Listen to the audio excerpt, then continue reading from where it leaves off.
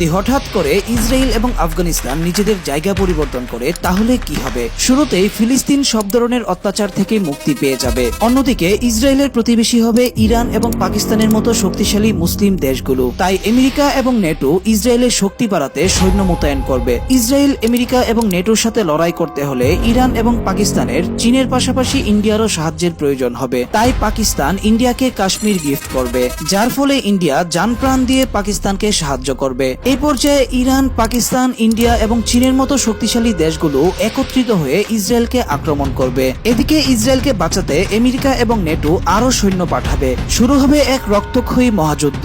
এই যুদ্ধে মুসলিম জোট পেছনে ফিরতে বাধ্য হবে, কিন্তু এ সময় সৌদি আরব, তুরস্ক এবং মিশর পেছন থেকে সৈন্য পাঠাবে। ফলে মুসলিম জোট পুনরায় একত্রিত হয়ে আক্রমণ করবে। এখন আর আমেরিকা এবং নেটো জোট টিকে থাকতে না পেরে লেজ গুটিয়ে পালাবে এবং পৃথিবী থেকে ইসরায়েল নামক দেশটি উধাও হয়ে যাবে।